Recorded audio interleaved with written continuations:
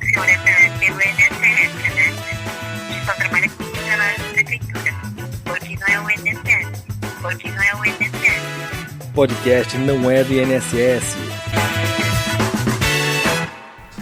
Olá, seja muito bem-vindo ao podcast Não É do INSS, seu podcast de RPPS está no ar novamente aqui, episódio semanal, e para você que ainda não nos conhece, é só passar pelas redes sociais, pelo @não é do INSS, ou também pela sua plataforma de streaming de preferência. Estamos lá pela plataforma do podcast Não É do INSS, seja no YouTube, seja no Spotify, no Deezer, Amazon Music, por onde você quiser, a gente está por lá também. E uma novidade também agora, né, até o dia 19 de setembro, o podcast Não É do INSS está participando do prêmio Melhores Podcasts do Brasil. Para você participar e voltar para a gente aqui, é só acessar prêmiompb.com.br e a gente está na categoria Assuntos Diversos. Você pode fazer uma votação em cada uma das categorias que estão por lá, uma única vez a partir do seu e-mail, tá certo? Então a gente pede aí o seu apoio e se você já tiver votado também, já passa para o seu colega também e ajuda a gente também a angariar mais votos aqui nessa premiação. No episódio dessa semana aqui, a gente vai falar sobre questão de finanças aqui, a parte de investimentos, algo que está um pouco volátil aí nas nossas últimas semanas, últimos dias, últimos momentos aí. Quem vê a bolsa cada pouco se desespera com os mais e menos que está dando por ali. Então, para quem já entende, já sabe como funciona. Para quem não entende ainda, a gente vai trazer com um pouco mais de acuracidade aqui o tema. E aí, pra gente aqui hoje, César Domingos da HMC Capital. Tudo bom, César? Boa tarde, tudo bem e você, Rafael? Tudo certo aí, César. César, para o pessoal conseguir entender um pouco mais aí, a gente trazer um pouco mais sobre vocês, né? Queria que você falasse um pouco mais aí quem é o César aí e quem é a HMC Capital, porque muita gente já nos conhece, já conhece vocês também, mas a gente sempre sabe que tem um pessoal que acaba conhecendo aos poucos essas casas de distribuidores e acabam, por não ver a placa de banco na frente, acaba muitas vezes passando despercebido. Então, César, trazer um pouquinho mais para o pessoal, quem é o César e quem é a HMC Capital? Legal. Bom, meu nome é César Henrique Domingos, eu sou formado em administração de empresas, com MBA em gestão de negócios e planejamento comercial. Atuo no mercado há mais de 25 anos. Eu tive passagem ali pela Mafra, pela Icatu, pelo Banco Itaú e hoje pelo HSBC, e hoje eu estou aqui na HMC. Para quem não conhece a HMC é uma plataforma de investimentos global. A gente está aqui no Brasil desde 2009. É uma empresa que tem uma joint venture com uma outra empresa chilena também, chamada HMC. A gente está aqui representando assets internacionais e locais. Então, a ideia aqui da HMC, a gente tem uma asset chamada Gama Investimentos aqui no Brasil, onde a gente representa as assets internacionais. Qual que é a ideia dessa nossa asset? Viabilizar os investidores locais alocarem recursos em assets internacionais e em estratégias internacionais. Então, aqui na Gama, a gente não faz gestão discricionária, a gente só monta um feeder aqui no Brasil que compra 100% das cotas dos fundos internacionais. E a gente tem grandes casas internacionais que a gente representa aqui no Brasil, como Oaktree, Man, Bridgewater, tem Arcadian, e First Trust e mais algumas outras casas. E na parte local, a gente busca parceiros confiáveis, no mercado já há algum tempo, que já tem uma reputação já no mercado, e a gente tem algumas casas aqui grandes, né? A gente pode citar algumas aqui, Vinland, Legacy, Tenax, Real Investor na parte de RPPS, a gente tem o Banco Inter, a gente tem a Conseguitem, então temos algumas assets aqui locais que a gente também distribui no segmento institucional. Legal, César. E para passar para o pessoal aqui um pouco mais, né, sobre o que a gente está vivenciando aí nas últimas semanas, em termos de investimento para a RPPS, está sendo um bom desafio agora, né? Ver a alocação em renda variável, investimento no exterior, porque uma coisa que a gente tem falado aqui nos últimos episódios, principalmente nesse tema de investimentos, é que renda fixa tá meio que dado para o pessoal, tá meio aquele mar tranquilo ali, título pagando acima da meta e tudo mais. Mas quando a gente vai olhando para a renda variável, a gente vê agora uma bolsa que está subindo, tem uma certa barreira de queda ali, que pelo jeito não cai ali daquele limite. Você vê dólar agora oscilando horrores também, e o mercado global, assim, vendo talvez os Estados Unidos não tão mais como aquele porto seguro.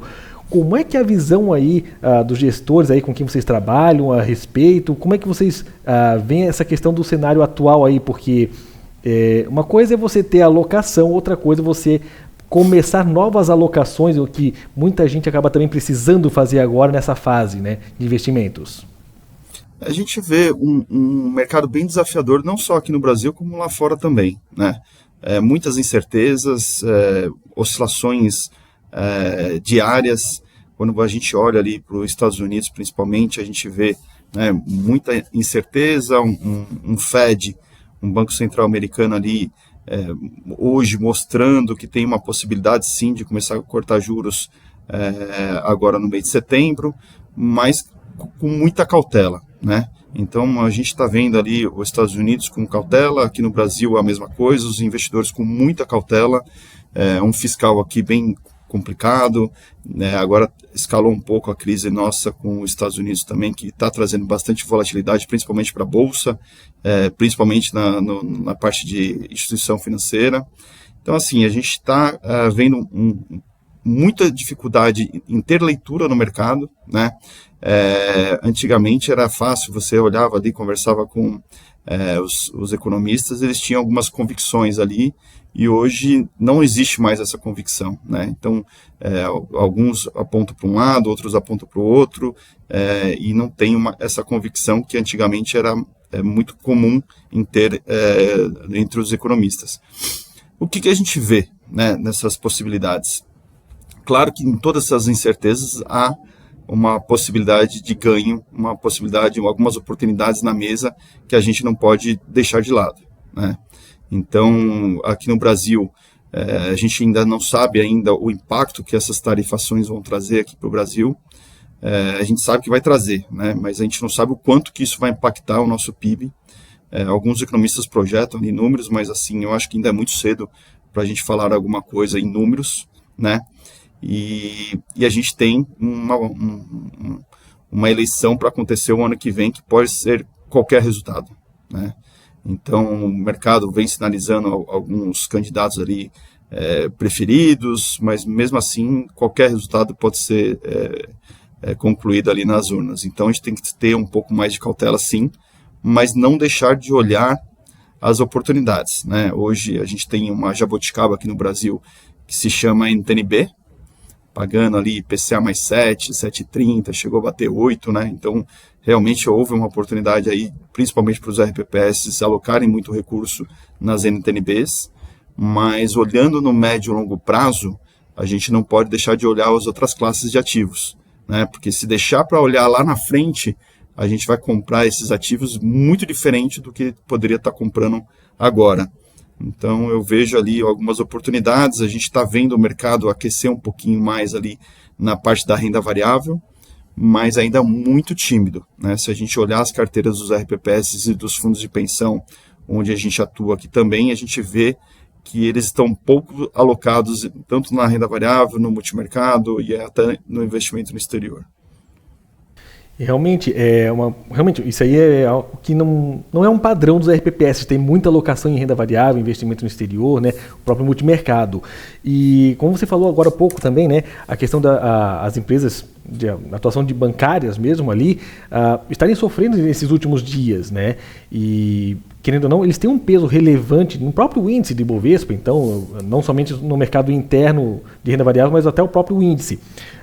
Vocês veem que isso aí vira uma boa oportunidade de alocação para o RPPS, de conseguir pegar essa atual estrutura de ações e conseguir uma boa alocação para levar daqui para frente? Então, como você comentou ali no começo da abertura aí do podcast, a Bolsa ela vem, né, oscilando, mas hoje ela não está caindo tanto quanto já foi lá atrás, né? Então, ela vem beirando ali do 130 aos 140 mil pontos e não cai muito mais do que isso, né? Então, assim, hoje, quando a gente olha, a economia, a gente até conversa com algumas pessoas e alguns gestores aqui, hoje a economia em si, ela não está tão ruim, né? O nosso PIB não está ruim, o índice de desemprego aqui no Brasil não está ruim, a sensação está pior, né? A gente vê o país pior do que realmente ele está, né?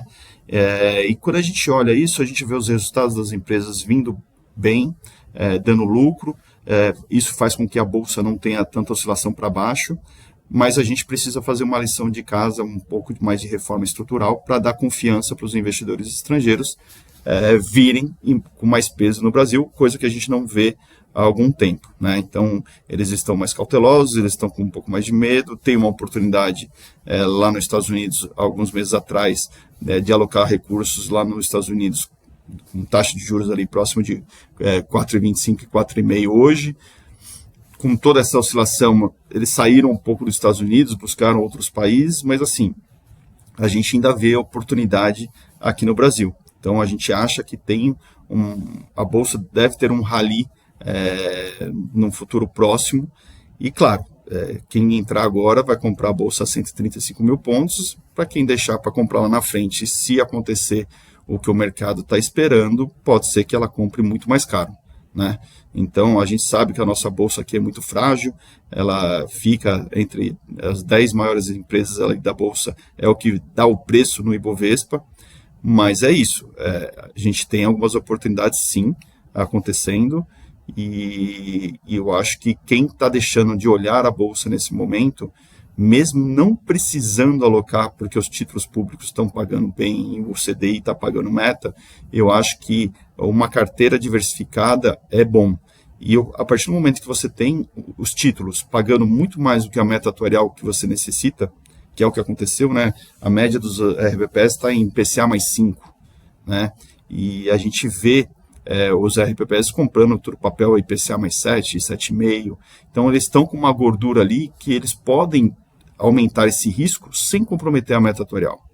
Então, eu fiz uma live há alguns dias atrás e eu abordei muito isso, porque eu vejo a oportunidade dos RPPs aumentar o seu risco, aumentar a sua alocação estrutural ali em renda variável, em exterior, multimercado, sem comprometer a sua meta atuarial. Então, é um momento bom, é um momento único, né, que eles poderiam estar aproveitando isso, mas não está sendo unânime, né? Muitos RPPS ainda estão confortáveis ali com a NTNB e com o CDI e mantendo os seus recursos nesses dois ativos. O que para mim acabam sendo dois paradoxos, na verdade, né? O primeiro é você ter esse conforto da renda fixa e não conseguir colocar em ativos de maior risco, não querendo se expor a maior risco. E o outro paradoxo que eu vejo é você ver que o Brasil, com tudo isso que acontece, com toda a jabuticaba que nós temos aqui, ainda ser um atrativo para o mercado global de vir para cá, né? Como um país emergente.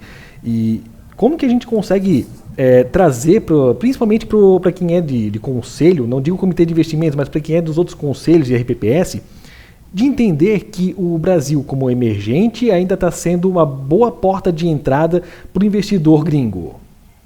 Sim, na verdade, se a gente olhar os nossos pares de países emergentes, a gente está bem posicionado, né? Lógico, com um pouco de risco ali jurídico, que é o que está afugentando um pouco os investidores, e a parte fiscal também, né, que a gente está aumentando muito a nossa dívida, vem trazendo um pouco de dúvida ali para os investidores, mas a gente, olhando nossos pares, a gente ainda está bem, né? Eu vejo algumas oportunidades, sim, aqui no Brasil. Acho que o Brasil ainda tem muito para ser feito. Se o governo tivesse sinalizado um pouco de gastar um pouco menos ali, né, segurar um pouco os seus gastos, eu acho que a gente estaria numa economia muito diferente do que a gente está hoje. A gente estava ali, se a gente pegar ali as projeções ali no meio de 23 para 24, a gente tinha uma expectativa muito grande de só corte de juros no ano de 2024, e isso acabou sendo frustrado porque A gente teve alguns cortes e depois, logo em 24, a gente começou a ter alta de taxa de juros, né? Porque a inflação começou a sair do teto ali do Banco Central e o Banco Central começou a atuar para tentar segurar a inflação. Se o governo tivesse sinalizado um pouco que ele seguraria um pouco dos gastos, eu acho que a gente estaria num patamar bem diferente, a Bolsa estaria num patamar muito maior do que ela está hoje. Agora, temos que fazer uma lição de casa, números, né, não tem jeito, não dá para maquiar, então a gente tem que fazer reformas, a gente tem que segurar gastos, a gente tem que ajustar ali a parte fiscal para voltar o dinheiro do gringo, né? O pessoal ali de fora, a gente vê que eles estão entrando, porque o Brasil ainda é uma opção boa, mas a gente poderia ter recebido muito mais capital desses estrangeiros do que a gente recebeu até o momento. Inclusive, eu chamo a atenção um pouco até dos RPPS com essa parte de risco, porque a gente também tem uma alternativa que é a bolsa lá fora, né? A bolsa lá fora ela também está trazendo algumas oportunidades. Eu tive alguns clientes aqui que entraram tanto na renda fixa quanto na renda variável lá fora e acabaram se dando bem, né? Essas oscilações que o Trump trouxe ali para a Bolsa Americana, teve gente comprando ela num preço muito melhor do que ela está hoje, né? Então agora ela vem batendo recordes atrás de recordes e é uma bolsa um pouco mais consistente, é uma bolsa que, se você olha nos últimos 12 anos, ela vem entregando muito mais rentabilidade do que a Bolsa brasileira, né? Se a gente pegar nesses últimos 12 anos aqui da Bolsa Brasileira, infelizmente, deve ter sido uns 4 ou 5 anos positivo e o resto não tão contributivo para a meta atuarial. Então, é isso. Eu acho que tem oportunidade, dá para fazer, mas com cautela, né? Escolher os cavalos, escolher as estratégias, diversificar essas estratégias. Não adianta você entrar só, vou pegar um fundo de ações livres, vou pegar só small cap, vou pegar só dividendos. Eu acho que fazer uma diversificação nessa classe de ativo ajuda a ter uma equação ali melhor na volatilidade da carteira e trazer um resultado bom para a sua carteira. Com certeza. E dado que a gente não tem mais um direcionamento uníssono agora, como você bem falou, né? Os economistas vão dando vários direcionamentos, até por não ter um padrão realmente de mercado atuando agora, né? Quais os produtos que a HMC consegue trazer aí para o pessoal, até para a gente, né, já fazer um link aí já com vocês também, do que vocês teriam de opções para poder entregar para os RPPS? Porque a gente sabe, tem casas que acabam focando muito mais em mercado doméstico, outro mercado global. Então, qual que acaba sendo o core do pessoal da HMC? Aqui na HMC, na verdade, a gente está construindo nosso portfólio. A gente já tem bastante coisa já enquadrada para o RPPS, mas tem muita coisa buscando enquadramento e buscando até parceiros. A nossa ideia aqui na HMC é ter todas as classes de ativos permitidas na resolução, né? Então, quando eu sentar com um cliente, sentar com um prospect ali, eu ter qualquer classe para oferecer. O que eu vejo de diferencial que eu tenho hoje, aqui já na prateleira, já enquadrado, eu tenho um produto de crédito enquadrado bem interessante, da Casa Vinland. A gente tem um fundo institucional aqui que ele vem com uma consistência muito grande acima do CDI. É um produto que a gente gosta e que a gente vem falando com os RPPS. Aqui dentro, a gente também tem um fundo multimercado que, apesar da classe do multimercado ter sido muito machucada nesses últimos 3 anos, muita gente até zerou as posições ali de multimercado. Este ano voltou a performar, então é claro que algumas pessoas vão aguardar para ver se é só esse ano, ou se isso vai refletir para os próximos anos, mas as casas voltaram a performar novamente na parte de multimercado. A gente também tem um fundo da Vinland que a gente acha e recomenda bastante ali para os RPPS, que está performando acima de 115 do CDI no ano. Eu gosto muito da parte de renda variável, não só ações livres, mas dividendos e small cap. Eu acho que ter uma diversificação ali nessas 3 classes de ativos eu acho legal. Eu não tenho small cap, mas eu tenho um fundo de ações livres bem legal. Eu tenho de 2 casas renomadas, aí fica a critério dos nossos clientes escolherem as casas. Uma é a Tenax Ações e o outro é a Real Investor. São casas tradicionais, casas já com consistência, produtos diversificados. Então, a proposta aqui dessas duas casas é ter entre 20 a 30 papéis dentro do fundo. Então, uma opção bem interessante que a gente tem aqui. E uma coisa que eu tenho de diferente, que poucos têm no mercado, eu tenho um fundo de renda fixa crédito global que vem performando muito bem nesses últimos anos, entregou meta nesses últimos anos e performou acima do CDI também, que muitos não têm, né? A classe, se a gente explode ali a carteira dos RPPS, eles têm muito renda variável, né, no exterior. E a gente, depois que os Estados Unidos subiu muito a taxa de juros lá em 2022, trouxe para o mercado uma oportunidade de alocar dentro dos Estados Unidos e Europa e países envolvidos como um todo, com taxas muito mais atrativas.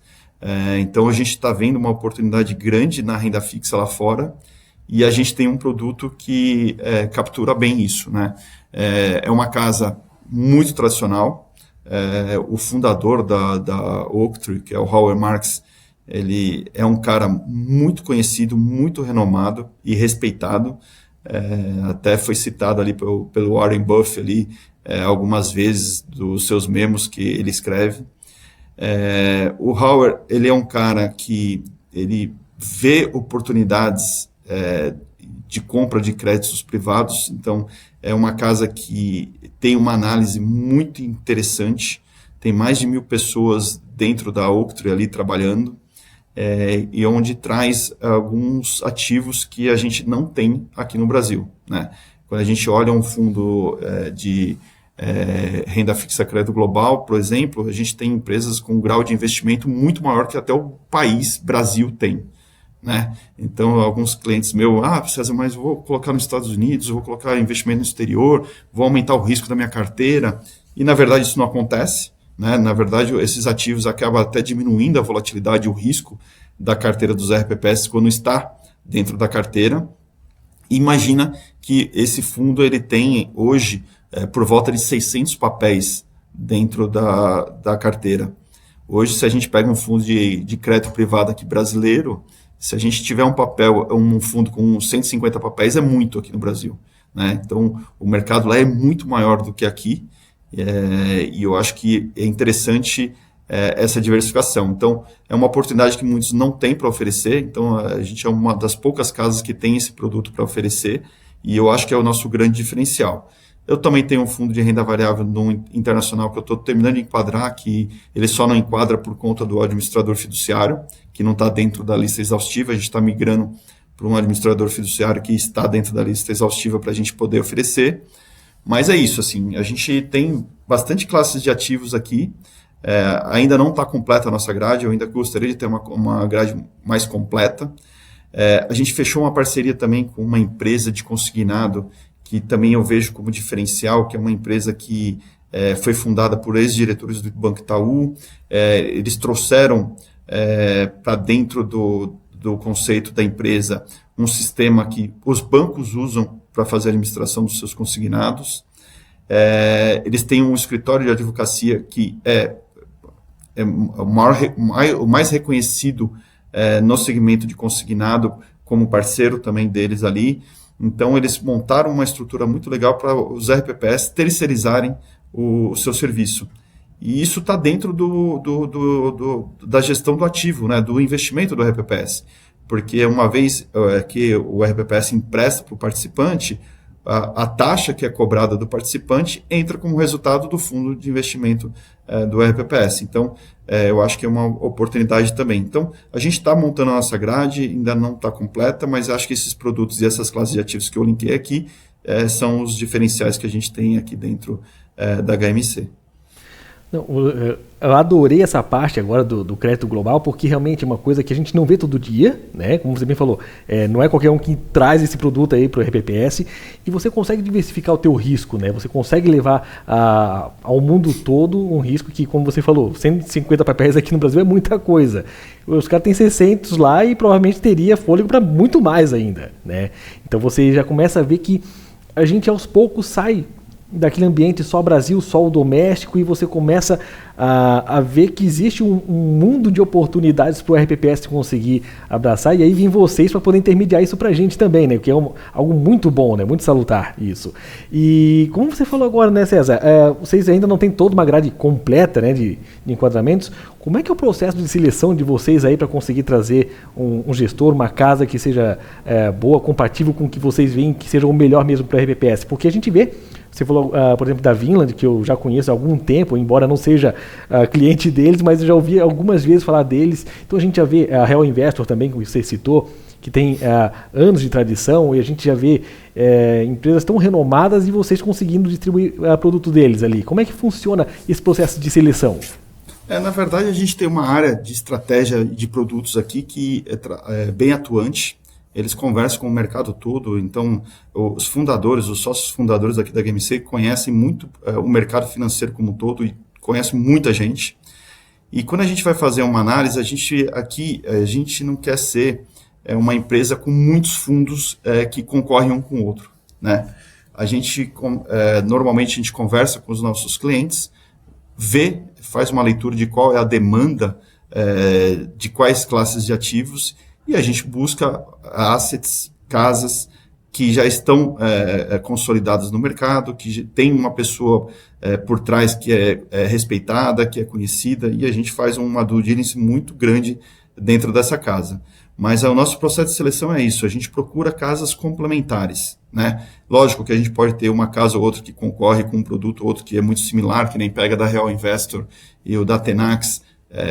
Quando entra para análise, os dois produtos entram na mesma caixinha ali, mas assim, normalmente a gente busca produtos complementares, né? Então, as casas independentes, elas têm uma dificuldade muito grande de acessar o bolso do segmento institucional, principalmente de RPPS, que é mais difícil ainda, né?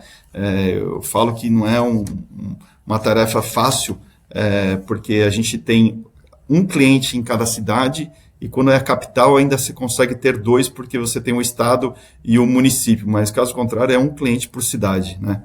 Então, como a gente já atua já há muito tempo, eu estou desde 2010 nesse segmento de RPPS, eu tenho o Vinícius aqui também, que está comigo aqui no mesmo período, então a gente acaba conseguindo acessar esses bolsos muito mais fácil do que as assets independentes montando equipe e tentando acessar esses bolsos. Então, eu acho que é um jogo de ganha-ganha, porque a gente acaba sendo a extensão da área comercial dessas assets independentes, e a gente acaba fazendo uma parceria bem bacana. Então, qual é a ideia, né, disso tudo? Primeiro, casas consolidadas, casas grandes, casas com especialistas naqueles ativos que a gente está procurando, né? Então, isso é uma coisa que é fundamental, e a nossa área aqui que faz toda a due diligence para saber se vale fazer a parceria ou não. Depois disso, a gente olha se o produto é complementar à nossa grade e quais são os diferenciais do produto, e aí depois a gente começa a trabalhar o enquadramento desse fundo, porque normalmente a gente acaba recebendo esses fundos não enquadrados para o segmento que tem uma resolução própria. Até porque, realmente, como você bem falou, RPPS tem toda uma legislação, tem toda uma regulamentação específica ali que acaba atravancando o acesso de muitos produtos bons, né, no mercado, não só de investimento local, mas como global principalmente. E aí a gente acaba ficando meio que atravancado às vezes dos mesmos produtos, das mesmas pessoas, dos mesmos bancos, vamos falar por aqui assim, né? E aí quando vem vocês assim, mas eu distribuo outros produtos melhores ainda e tal, e passa a ser uma outra oportunidade do RPPS ver, além de somente os bancos de prateleira, aqueles que têm plaquinha na sua cidade, e ver uma oportunidade de gerar um alfa. Como a gente aí trazendo um pouco do assunto lá de trás, dado que a gente está colocando na sua média de RPPS, está colocando uma boa alocação de renda fixa, pagando e passando com folga a meta atuarial, trazer um ativo de maior risco ali para poder gerar um alfa mesmo e não pegar produtos tão caros daqui para frente, né? Bem, né? Então fica aí essa oportunidade, né? E César, só para a gente fechar aqui uma outra pergunta, porque a gente está gravando na sexta-feira que antecede aqui o lançamento do nosso podcast. E espero que essa pergunta não vá envelhecer mal também. A gente está vendo agora aqui, estou vendo na tela aqui o Ibovespa perto de 138 mil pontos, quase isso.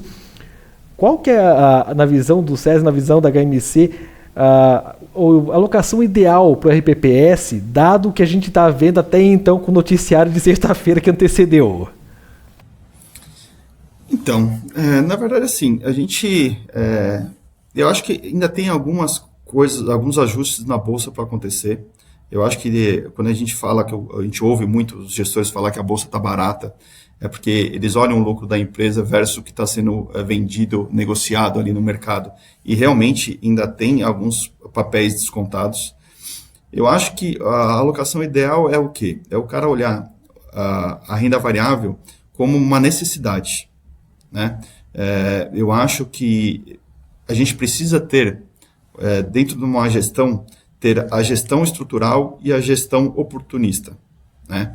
A gestão estrutural é o quê? Você ter uma gestão onde você vai ter quase todas as classes de ativos, e a oportunista você aumenta e diminui as classes conforme o mercado vai andando, né? Então, você falou gestão ativa, buscar fundos que têm performance, não ficar só nos grandes bancos, eu acho que é isso, assim, né? A gente tem algumas oportunidades na mesa, que nem, por exemplo, você pega os fundos da Real Investor e da Tenax, por exemplo, eles, desde o início do fundo, eles performam acima do Ibovespa, né? Então, aí mostra uma consistência no fundo. A gente olha uma classe que a gente ainda não falou um pouco aqui, que é o Private Equity, né, o FIP, é uma outra grande oportunidade para os RPPS também, no médio e longo prazo, conseguirem cumprir a meta atorial. É uma classe que eu gosto bastante, é uma classe que eu acho que é extremamente essencial para a carteira dos RPPS, e eles vêm comprando. A gente viu aí que tem 7 FIPs em captação aí ao longo do ano aí, e vem com grandes captações. Então, eu acho que uma oportunidade também para os RPPS. Mas quando eu olho a bolsa a 138 mil pontos, eu acho que ela ainda continua barata. Muita gente fala, mas já subiu, agora a tendência é cair. Não, eu acho que é o que eu falei. Conforme vai se desenhando o cenário político para o ano que vem, as empresas estão dando resultado. Eu acho que essa bolsa ela pode subir muito mais do que ela vem se demonstrando aí nos últimos meses, né? Você falar de uma bolsa de 170, 180 mil pontos, eu acho que é com muita tranquilidade. Eu acho que ela vai chegar a esse patamar desde que o Brasil comece a entrar nos trilhos e segurar um pouco os gastos, mostrar um pouco de responsabilidade fiscal. Eu acho que a bolsa tem tudo para chegar a 170 mil pontos com muita rapidez. Agora, claro, né? Isso a gente precisa dar confiança para os investidores. Mas é isso, a alocação que eu acho é ter uma alocação estrutural. Se você pegar os RPPS em 2019, teve muitos RPPS que não entregaram a meta porque não tinha, ou tinha uma posição muito pequena em renda variável. E a renda variável foi o que puxou todo mundo para entregar a meta atorial naquele ano. Então, eu acho que hoje ela não está sendo necessária, mas ela vai voltar a ser necessária a hora que a taxa de juros cair, né? E a gente tem que torcer para que essa taxa de juros caia, porque para o Brasil dar certo, para o Brasil continuar evoluindo, a gente não pode ficar com uma taxa de juros a 15%, a 12%, a 10%, a gente quer ver ela menor do que 2 casas decimais. Então, para a gente torcer para o Brasil dar certo, a gente tem que torcer para a taxa de juros cair, e é lógico, a taxa de juros caindo, começa a renda fixa não mais performar com tranquilidade a meta atorial de vocês. E aí vocês vão ter que buscar alternativas de investimento, que foi o que aconteceu nos ciclos anteriores, né? Você pega o ciclo 2014, 15, 16, foi muito parecido com o que a gente está vivendo agora. Então, uma coisa é certa, o mercado é cíclico, né? E agora a gente está passando por um ciclo não muito bom, mas os ativos desse ano estão muito positivo, né? Você pega qualquer coisa da renda fixa enquadrado, está entregando a meta atorial, você pega qualquer coisa da renda variável, está entregando a meta atorial, então esse ano está sendo muito melhor do que o ano passado. Então, olhar com carinho, pensar, né, nessas classes de ativos como médio e longo prazo, e não no curto prazo. Legal. Você já até deu uma meia resposta do que eu ia fazer a pergunta, mas eu vou fazer mesmo assim. Quais são os principais gatilhos que você vê que o RPPS principalmente precisa olhar e começar a investigar para que esses gatilhos aconteçam e que vão ver que vai ter uma disrupção aí, ou seja, de bolsa, seja da renda fixa também, né? Porque, um parênteses, né? A gente sempre fala que você vai, quando vai pegar renda variável, principalmente, você está contratando gestor. Não está contratando só a empresa, não. Você está querendo a cabeça do gestor. E talvez o grande concorrente dele seja o governo, porque a gente está vendo pagando títulos tão absurdamente altos os preços. E quando você vê que uma gestão não é boa ou eficiente, você sai dessa posição. Mas como o RPPS, quando eu vejo que o gestor, o governo, está pagando alto, uma dívida muito cara, eu estou lá e fomentando ainda mais na renda fixa, né? Então, com tudo mais isso aí, quais os principais gatilhos aí que a gente, enquanto RPPS, pode ficar de olho, tem que ficar de olho aí para poder ter uma boa alocação estratégica aí, seja na parte de fixa, mas principalmente na variável e na parte do exterior? Então, na verdade é isso, o gatilho, né? Quando você pega um título marcado a mercado, por exemplo, quando ele começa a dar muito negativo, o que está acontecendo? A taxa de juros está subindo daquele título. Né? Então, é melhor você comprar quando ele está muito ruim, né? Quando ele está muito negativo, porque você está comprando ele a uma taxa muito maior do que você estaria comprando quando ele estava dando positivo. Então, os gatilhos, uma coisa que eu não gosto, e o que acontece muito, não só no segmento de RPPS, mas no geral, pessoa física, fundo de pensão, é que eles olham muito retrovisor. Né? Olha o que deu de rentabilidade passada para tomar uma decisão no presente para olhar o futuro. E nem sempre o que está dando negativo agora vai ser o que vai estar dando negativo amanhã. Né? E nem sempre o que está dando positivo agora vai dar positivo amanhã. Então, pode ser ao contrário, o que está dando muito positivo agora pode cair amanhã. Né? Então, eu acho que o gatilho é esse, é olhar de forma mais estrutural, né? Por que eu tenho que ter a renda variável e por que eu tenho que comprar a renda variável quando ela está dando negativo, né? Porque ela está ficando mais barata. O único mercado que não se favorece de promoção é o mercado financeiro, né? Quando tem muita promoção no mercado financeiro, as pessoas não compram, né? E diferente de numa promoção no shopping, quando o shopping lá está em promoção, 20% de desconto, as pessoas saem comprando, 30% de desconto, as pessoas saem comprando. Aqui no mercado financeiro não acontece isso. Quando a gente vê a nossa bolsa ali em promoção, 100 mil pontos, 110 mil pontos, as pessoas não compram. Mas aí quando começa a dar muito positivo e começa a ficar mais consistente o positivo, aí ela começa a comprar, mas ela já começa a comprar já quase no high da negociação da bolsa, né? No alto da bolsa. Então, o gatilho tem que ser esse, né? Ter um senso crítico um pouco maior, para você saber o que você precisa. E, claro, e aí, lógico, como você falou, você compra a cabeça do gestor. A gente tem aqui fundos que a ideia do gestor, e ele, quando fala com os nossos clientes finais, ele fala, eu não quero ser o melhor fundo do mercado, mas eu não quero ser o pior. Eu quero ter um fundo consistente, que eu fico lá no primeiro quartil, por muito tempo. Né? E essa é a proposta. Então, quando a gente propõe um negócio desse, é isso, tem assets que o cara consegue acertar muita coisa ali, fica como o melhor fundo ali, o primeiro fundo do mercado, e daqui a pouco ele está entre 10º e 20º, ele fica lá embaixo e ele oscila muito essas posições. Outros não, outros acabam conseguindo essa consistência. Então, é a cabeça do gestor, é entender o que o gestor está procurando para o fundo, por que ele está gerindo daquela maneira, o que ele está apostando, em qual classes, né, qual segmentos que ele está olhando ali, que ele está mais confiante. Tem hora que ele está mais confiante em varejo, em outra hora ele está mais em utilities. Então, tem que entender um pouquinho qual está sendo a aposta ali daquele gestor, até para ver se está batendo com as suas ideias, né? Que nem você pega um mercado de juros alto, o consumo já não é tão favorável, né? Você acaba tendo um pouco de prejuízo ali, não prejuízo, mas um pouco mais de risco nas empresas de consumo, né? Que acaba abalando mais essas empresas de juros altos. Então, aí tem gente que prefere se proteger um pouco em utilities, que é um segmento um pouco mais confiável ali e menos volátil. Então, depende muito do que o gestor está olhando para você tomar a sua decisão. E quando você for aplicar, tenta explodir a carteira e ver se os papéis que aquele gestor X está apostando no mesmo do Y, né? Porque se os dois estão apostando nos mesmos papéis, o que vai acontecer? Ou os dois vão subir junto ou os dois vão cair junto. Agora, se você tem apostas diferentes, papéis diferentes, né? A gente usa um termo aqui de correlação, né? Então, se um produto não é correlacionado ao outro, esse assim faz sentido para a sua diversificação da carteira. Então, é o que eu falo, olhem não só o gestor, mas olhem o que o gestor está apostando e o que ele está acreditando e o que ele está fazendo para a sua carteira, até para você tomar a sua decisão. Eu tenho alguns clientes aqui que a gente pede alguns estudos aqui para a gente apresenta, explodir na carteira, papel por papel, qual é a posição de cada papel, para comparar com o que ele tem hoje e ver, putz, é similar, não é similar, tem correlação?